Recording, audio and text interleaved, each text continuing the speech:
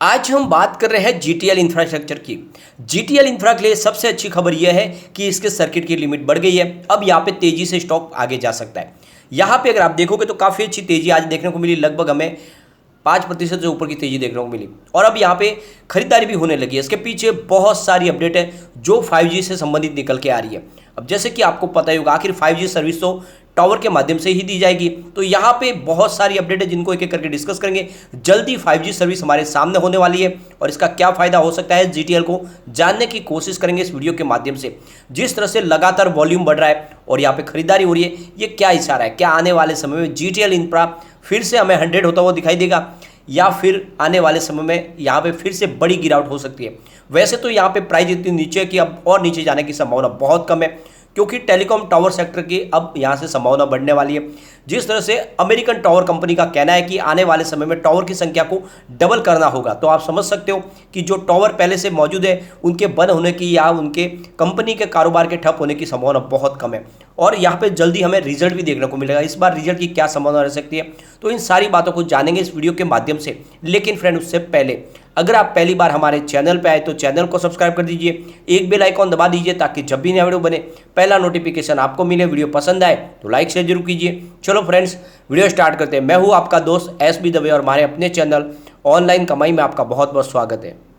सबसे पहले आज के ट्रेडिंग को डिस्कस कर लेते हैं। स्टॉक ओपन हुआ 1.35 पर, लो बना 1.30 का और हाई बना 1.45 का। और यहाँ पे आप देख सकते हो कि काफ़ी अच्छी तेज़ी देखने को मिली हमें। यहाँ पे इसकी परफॉर्मेंस अगर हम देखें तो आप देख सकते हो कि काफ़ी अच्छे वॉल्यूम में कामकाज हुआ। आज बीएससी में 6,44,81,000 का वॉल्यूम हुआ। सामने 3,28,73,000 की डिलीवरी रहेगी। डिलीवरी का परसेंटेज 50.98% है। तो आप देख सकते हो कि यहाँ पे काफ़ी अच्छी डिलीवरी बेस काम हुआ है। 50% के ऊपर डिलीवरी बेस काम हुआ है। अगर हम एनएससी की बात तो यहाँ पे 9,17,50,000 का वॉल्यूम हुआ। सामने 5,78,89,000 की डिलीवरी उठाएगी और डिलीवरी का परसेंटेज 63.09% है। तो बहुत ही ज़बरदस्त डिलीवरी बेस काम हो रहा है और लोग इस छोटे से पेनी स्टॉक में खरीदारी कर रहे हैं। वॉल्यूम को एनालिस करें तो पिछले एक महीने पहले इसका 8 करोड़ का वॉल्यूम था। 1 वीक पहले 10 करोड़ का वॉल्यूम होता। कल 16 करोड़ का वॉल्यूम होता। आज भी 16 करोड़ का ही वॉल्यूम हुआ। तो आप देख सकते हो कि वॉल्यूम में ज़बरदस्त उछाल आ रहा है और ये इस बात का इशारा है कि लोग यहाँ पे बड़ी क्वांटिटी में खरीदारी करनी शुरू कर चुके हैं। इसकी परफॉर्मेंस अगर हम देखें तो 1.05 इसका 52 वीक का लो है, 3 इसका 52 वीक का हाई है। फिलहाल स्टॉक 1.45 पर है, ऊपर के लेवल से आधी कीमत में मिल रहा है। तो यहाँ पे बिल्कुल खरीदारी की जा सकती है। यहाँ पे अब कंपनी ने एक्सचेंज को जानकारी दी है कि वो अपना क्वार्टर 1 का रिजल्ट डिक्लेयर करने वाले। इन्होंने डेट रखी है 11/8/2022, यानी इसी अगस्त महीने की 11 तारीख को हमारे सामने रिजल्ट होगा।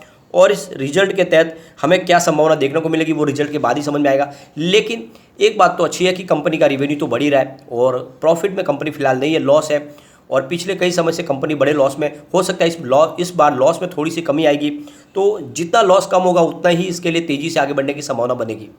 अब यहाँ पे टेलीकॉम मिनिस्टर अश्विनी वैष्णव की तरफ से बड़ा बयान निकल रहा है। जैसे कि बीएसएनएल ने 4G सेवाएं शुरू कर दी है। आने वाले समय में बीएसएनएल की 4G सेवाएं पूरे हिंदुस्तान में मिलेगी और आने वाले समय इसका बेनिफिट टावर कंपनियों को भी मिलेगा, क्योंकि बीएसएनएल जीटीएल के साथ में टावर शेयरिंग का बिजनेस करते हैं दोनों मिलके, तो इसका फायदा मिलने वाला है। लेकिन अब इसके एक कदम आगे बढ़कर अश्विनी वैष्णव की तरफ से बयान निकल कर आया कि अगले साल 5G सर्विस भी लॉन्च होने वाली है बीएसएनएल में। तो आप समझ सकते हो कि इस समय बहुत सारी संभावना निकल के आ रही है जीटीएल इंफ्रा के लिए। एक तरफ 4G है, उसके बाद साल भर के बाद 5G भी लॉन्च हो जाएगी। तो ये समझ सकते हो कि आने वाले समय में टावर सेक्टर के लिए तेज़ी का दौर अब शुरू हो चुका है। जैसे कि आपको पता ही होगा, इस बार सरकार ने डायरेक्ट इंटरप्राइजेस को भी 5G स्पेक्ट्रम अलॉट करने की संभावना तलाशी है। लेकिन सरकार चाहती है कि इसके लिए सब लीगल पहलू को भी तलाशा जाए। एक तरह से देश की किसी भी प्रकार की कोई थ्रेट ना हो जाए, सिक्योरिटी थ्रेट ना हो जाए, या फिर इसमें कोई लीगल पहलू किसी मामले में अटका ना दे। ये सारी क्लियरिटी आने के बाद, इसके जानकारों से डिसीजन लेने के बाद में ही इंटरप्राइज को ये सर्विस मुहैया की जाएगी। यानी एक तरह से देखें तो जो आईटी कंपनियां वो भी इस बार प्राइवेट सर्विस लेना चाहते हैं अपने यूज के लिए। ये एक तरह से देखें तो इस बार जो 5G का है फंडा है थोड़ा अलग है 4G से। इस बार सिर्फ उनका ही राज नहीं चलेगा जो टेलीकॉम कंपनियां, बल्कि यहाँ पे इंटरप्राइजेस भी अपने हिसाब से 5G सर्विस यूज करेंगे। इससे पहले अदानी डाटा ने भी अपने बिजनेस के लिए स्पेक्ट्रम नीलामी में उन्होंने स्पेक्ट्रम लिया है और अपने जितने भी उनके कारोबार है वो उससे कनेक्ट करेंगे, यानी उनका खुद का पर्सनल नेटवर्क होगा।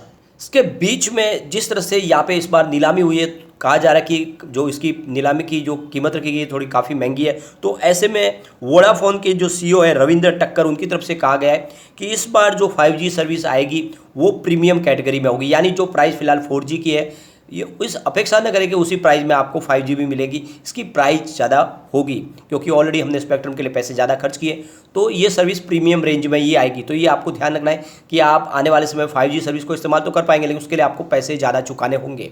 और जैसे इन कंपनियों को बेनिफिट भी तो लेना है क्योंकि आगे टावर कंपनियों के साथ में भी इनको रिवेन्यू शेयर करना होगा। इसके बीच में अगर देखें तो रिलायंस जियो की तरफ से भी बड़ी अनाउंसमेंट कर दी गई है। रिलायंस जियो 15 अगस्त को ही अपनी 5G सर्विस लॉन्च करने वाले हैं और उनका कहना है कि आज़ादी के अमृत महोत्सव के शुभ अवसर पर हम अपनी 5G सर्विस 15 अगस्त को लॉन्च कर देंगे।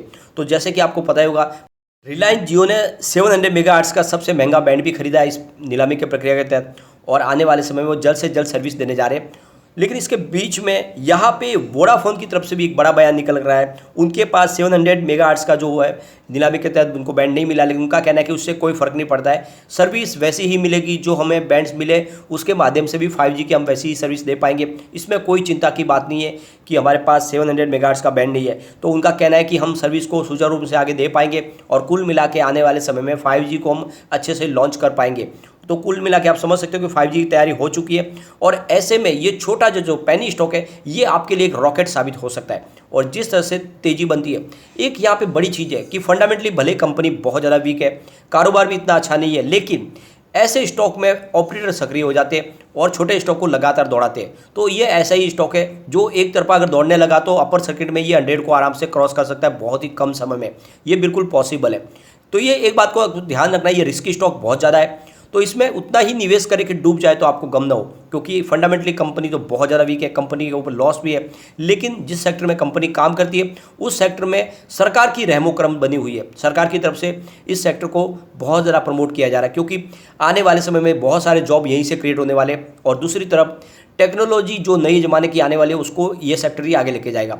चाहे आप देखो तो एग्रीकल्चर सेक्टर में हो, मेडिकल हेल्थ केयर सेक्टर में हो, या फिर एजुकेशन में हो, या इंटरटेनमेंट सेक्टर हो, ये सारे सेक्टर अब 5G की वजह से ही आगे बढ़ेंगे क्योंकि एक ज़माने में एक बड़ा जंप आने वाला है। आप समझ सकते हो 4G से 10 टाइम ज़्यादा इसकी स्पीड होगी, तो आप समझ सकते हो कितनी बड़ी स्पीड होगी। तो इसके लिए आने वाले समय में सरकार इसको राहत दे रही है, तो ऐसे में ये छोटी कंपनी भी आने वाले समय में सर्वाइव कर सकती है और आने वाले समय ये छोटा पेनी स्टॉक भी कमाल कर सकता है। तो थोड़ा सा निवेश करें, इसमें ज़्यादा निवेश ना करें क्योंकि मुझे वीक बहुत ज़्यादा स्टॉक लग रहा है, क्योंकि यहाँ पे जिस तरह से अपर सर्किट लग सकता है उसका हिसाब से वापस लोअर सर्किट भी लग सकता है और आपका निवेश वो डूब भी सकता है, तो कम करें। लेकिन एक बात है, यहाँ पे लोगों का रुझान स्टॉक की तरफ बना हुआ है। आप देख सकते हो कि यहाँ पे कम्युनिटी सेंटिमेंट स्टॉक के साथ बना हुआ है। 91% बाई की कॉल है, 7% सेल की कॉल है, 2% होल्ड की कॉल है। तो ये आप देख सकते हो 100 में से 93% लोग इसको लेना पसंद करें। अब एक बार इसके पिवोट लेवल को भी चेक कर लेते हैं। तो यहाँ से अगर गिरावट होती है तो 1.32 का फर्स्ट सपोर्ट है, ये सपोर्ट टूटा तो 1.28 तक स्टॉक जा सकता है और नीचे गया तो फिर 1.22 तक जा सकता है। पॉजिटिव माहौल बनने पे 1.42 का फर्स्ट रेजिस्टेंस है, तो ये तो ऑलरेडी ब्रेक हो चुका है। सेकंड रेजिस्टेंस अभी 1.48 का निकल कर आएगा और ऊपर जाएगा फिर 1.52 तक जा सकता है, यानी ₹1.5 के स्टॉक जाने को तैयार हो चुका है। लेकिन एक बात का ध्यान रखें, अगर इसमें आप शॉर्ट टर्म इन्वेस्टमेंट कर रहे हो तो थोड़े से प्रॉफिट के बाद में आपको प्रॉफिट बुक कर लेनी चाहिए, क्योंकि यहाँ पे लगातार एक तरफा तेजी नहीं बनने की, बल्कि थोड़ी तेजी के बाद यहाँ पर गिरावट होती है। उसके पीछे वजह होती है कि काफ़ी बड़ी क्वांटिटी में लोग यहाँ पे खरीदारी करते हैं और फिर थोड़ा सा प्रॉफिट मिलने पर वो प्रॉफिट बुक कर लेते हैं। तो इसलिए आपको ये भी ध्यान रखना है, अगर आपका नजरिया लॉन्ग टर्म का है तो स्टॉक के साथ बने रहे। लगता है आने वाले समय में इस 5G के दम पे स्टॉक हो सकता है कि 100 को भी टच कर जाए 5 ईयर के टारगेट पे, तो ऐसी संभावना तो है, लेकिन रिस्क बहुत ज़्यादा है, तो बहुत ही लिमिटेड मात्रा में ही इन्वेस्टमेंट इसमें करना चाहिए, ज़्यादा निवेश की इसमें सलाह नहीं होगी। दूसरी तरफ यहाँ पे कुछ पॉजिटिव संभावना भी है, साथ में बहुत सारी निगेटिव बातें भी। एक बार इसके रिजल्ट का भी इंतजार कर ले, रिजल्ट अच्छा है तो उसके बाद में निवेश किया जा सकता है। लेकिन फ्रेंड, कोई भी इन्वेस्टमेंट करने से पहले अपने फाइनेंशियल एडवाइजर से एडवाइस ले ले या अपना खुद का रिसर्च करें, क्योंकि मैंने वीडियो आपके एजुकेशनल पर्पज के लिए ही बनाया। वीडियो पसंद आए तो लाइक शेयर जरूर कीजिए और चैनल को सब्सक्राइब कर दीजिए। Thank you friend.